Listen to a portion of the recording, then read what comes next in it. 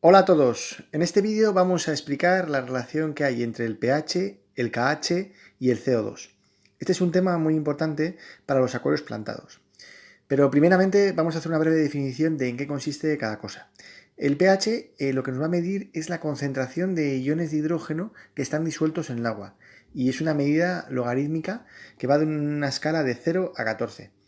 Es decir, al ser logarítmica, pues una reducción de un punto de pH significa que el agua va a ser 10 veces más ácida. Por debajo de 7 se considera que el agua es ácida. Con 7 tiene una condición neutra y con más de 7 el agua es básica. El pH nos interesa a los acuarios principalmente por dos motivos. Primero, sabemos que unos cambios de pH rápidos van a estresar mucho a los peces y tenemos que intentar evitarlos. Cambios de 0,3 unidades de pH por día pueden ya producir un estrés importante. Y luego también nos interesa conocer el pH porque los peces están evolucionados para vivir en distintos ambientes y cada ambiente tiene su pH característico. Entonces, por ejemplo, vamos a tener peces como por ejemplo los tetras, por lo general, que son peces del Amazonas, es decir, peces que tienen pHs ácidos, ¿no? Luego, por ejemplo, vamos a tener cíclidos africanos. Los cíclidos africanos pues, van a vivir con pHs muy alcalinos porque van a vivir en un entorno en el que pues, habrá mucha disolución de carbonato cálcico. Entonces, esto nos interesa conocerlo para poder saber qué peces podemos poner, porque lo mejor es tener peces que se adapten al agua que tenemos en el grifo. Si tenemos un agua muy dura, pues lo suyo es tener peces de agua dura. Si tenemos un agua muy blanda, pues peces de aguas blandas. En cualquier caso, con un rango de pHs de 6,5 a 7,5 ya podemos tener a la inmensa mayoría de los peces, pero siempre hay que tenerlo muy en cuenta y medir qué pH estamos teniendo en el acuario, ¿no? Porque de hecho el pH en el acuario tiene una evolución. Y es que por el efecto de la nitrificación, es decir, por el efecto del que el amoníaco va pasando a nitrito y de nitrito a nitrato, es una reacción que aumenta la acidez. Y luego también la adición de CO2 también aumenta la acidez. La acción de las bacterias aumenta la acidez. La descomposición de materia orgánica eh, aumenta la acidez. Entonces, un acuario por lo general va a ir evolucionando hacia un agua cada vez más ácida, ¿no? Porque hay pocos procesos en el acuario que producen alcalinidad. Uno de ellos es la fotosíntesis de las plantas, que es un proceso de liberación de oxígeno y en el que se produce una alcalinidad. Pero en cualquier caso, los acuarios tienden a ser ácidos, ¿no? Con el tiempo. Y es un tema que tenemos que ir controlando, ¿no? Bueno, entonces, visto ya el tema del pH, ahora vamos a ver el tema del KH.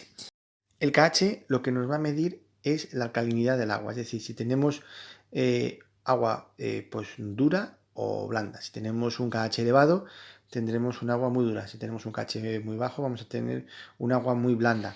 Entonces, lo que nos mide es la cantidad de bicarbonato que tenemos disuelto en el agua. Al final, el agua pues, va a atravesar piedras calizas en muchas ocasiones. Por ejemplo, en la zona de Levante vamos a tener un agua muy dura porque atraviesa piedras calizas. Las piedras calizas se van a ir disolviendo en el agua y el carbonato cálcico, que es lo que forma la piedra caliza, se va a descomponer en bicarbonatos y iones de calcio, ¿no?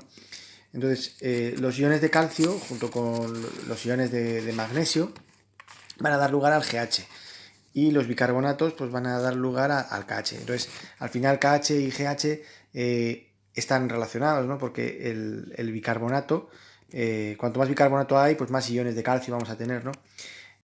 ¿Por qué nos interesa a nosotros el KH?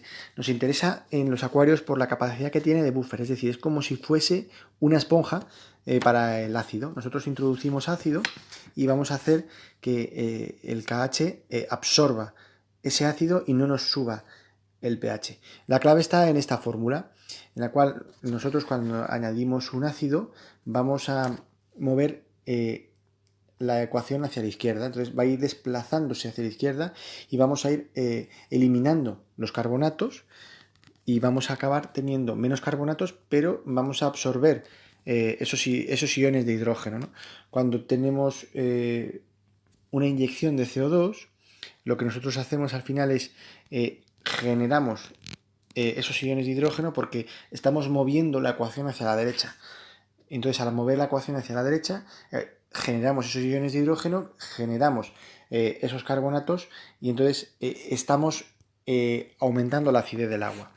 Entonces, de hecho, el pH y el KH tienen una relación directa por la cual la cantidad de CO2 que tenemos disuelto en el agua varía en función del pH. Es decir, si tenemos un medio muy ácido, vamos a tener completamente el 100% de CO2. En el momento en que tengamos un pH pues neutro, vamos a tener mayor parte en bicarbonato y también vamos a tener una parte en CO2. Si tenemos un pH superalcalino, entonces vamos a tener prácticamente todo en la forma directamente de carbonatos, no ya de bicarbonatos. Entonces, es decir, al final lo que nos interesa es tener una capacidad suficiente de KH para poder absorber el ácido que generamos en nuestro acuario y por tanto evitar esas oscilaciones de pH. También es interesante añadir que la capacidad de buffer en un acuario de agua dulce es debida a la presencia de bicarbonatos y a la presencia de carbonatos. Y entonces por eso nos interesa medir el KH, porque el KH nos va a medir esta capacidad de buffer, porque en el agua dulce vamos a tener el efecto tampón por los carbonatos y por los bicarbonatos solamente. También es interesante añadir que cuando nosotros añadimos mucho ácido a un acuario a través de CO2, a través de la descomposición de materia orgánica, a través de los procesos de nitrificación, con lo cual al pasar de amoníaco a nitratos se produce también la acidificación del agua, al final vamos a acabar consumiendo este KH. Al final esta esponja de que hace de buffer se va a acabar saturando y cuando el KH haya bajado lo suficiente, nuestro pH va a tener unas oscilaciones ya muy grandes porque hemos eliminado ese buffer y vamos a tener bajadas muy repentinas del pH, lo cual es muy negativo. Entonces tenemos que estar siempre pendientes de qué KH tenemos y sobre todo también de qué pH, pero siempre vigilar el KH porque nos va a permitir amortiguar la acidificación del agua.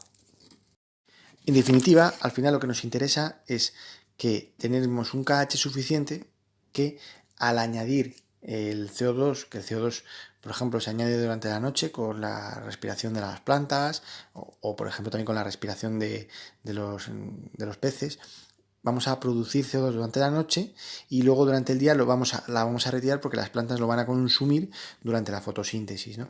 Entonces, el objetivo es que estas oscilaciones de CO2, estas oscilaciones no nos produzcan un aumento o una disminución del pH. Vamos a tener esa capacidad de buffer o también llamada de efecto tampón. Entonces, nosotros vamos a poder saber, midiendo el KH y midiendo el pH, vamos a saber la cantidad de CO2 que vamos a tener disuelto en nuestro acuario. Es decir, que nosotros vamos a poder saber, midiendo KH y midiendo pH, la cantidad de CO2 que tenemos en el agua. Y con esta medida vamos a poder saber, viendo estas tablas, vamos a poder saber si tenemos una cantidad excesiva de CO2, que es lo que va a poder producir daño a los peces, porque una cantidad excesiva de CO2 les va a asfixiar, una cantidad adecuada para las plantas o muy poquito CO2 para las plantas. También es interesante añadir que por este efecto del KH, si nosotros utilizásemos agua destilada para nuestros acuarios, pues es lo peor que podemos hacer, porque si utilizamos agua destilada va a tener un KH de 0. Entonces, a nada que tengamos oscilaciones mínimas de CO2, vamos a tener unas oscilaciones tremendas de pH, lo cual es malísimo para los peces. Por lo tanto, si nosotros utilizamos agua destilada, nosotros vamos a tener que añadir también una cantidad de sales suficiente para tener una cantidad mínima de KH. El KH se recomienda que esté entre 4 y 8. y es una cantidad óptima. Desde mi punto de vista yo creo que más cercano a 4, para que así podamos tener más facilidad para la fertilización de CO2, porque si tenemos un KH muy alto, vamos a tener que introducir una gran cantidad de CO2 en el acuario para que sea suficiente para las plantas, como podemos ver aquí en esta gráfica, ¿no? Es decir, que por ejemplo, para el caso de KH4, si queremos estar en la zona verde, pues vamos a necesitar 18,7 de CO2 en miligramos por litro, que viene a ser muy similar a partes por millón. En cambio, si tenemos, por ejemplo, un KH de 8, para que estar en la zona verde vamos a tener que tener 24 miligramos por litro, con lo cual vamos a tener que inyectar más CO2 y el CO2 pues nos va a costar dinero, ¿no? A la hora de inyectar el CO2 pues tenemos varias fórmulas, ¿no? Podemos tener el método de la levadura casera. El problema de la levadura casera es que tiene unas oscilaciones muy grandes, es decir, al principio de hacer el método de la levadura casera vamos a introducir mucho CO2 y el CO2 luego después va a caer, ¿no? Entonces eso no nos interesa, porque si nosotros añadimos de golpe mucho CO2 y luego lo quitamos, pues también nos va a producir oscilaciones de pH, ¿no?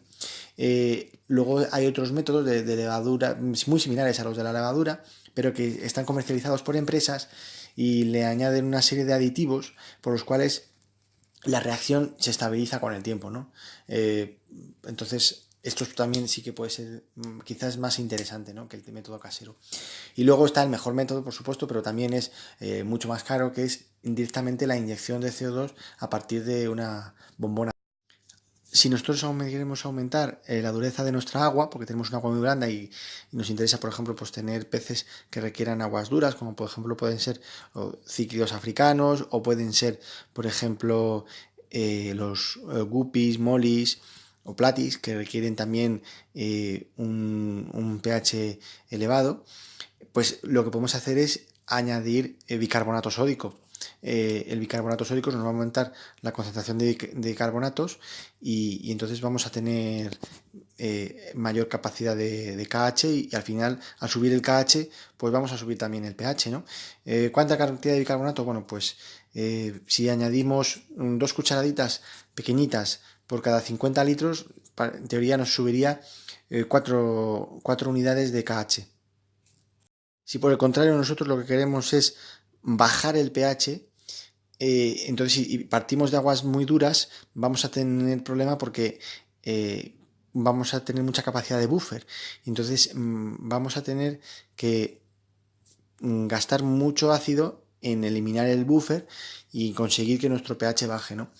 Entonces lo que se puede hacer es hacer cambios de agua con agua destilada, y entonces el agua destilada, como no tiene prácticamente ningún bicarbonato, pues entonces nos va a reducir el KH y luego ya vamos a poder bajar el pH mucho más fácilmente, ¿no?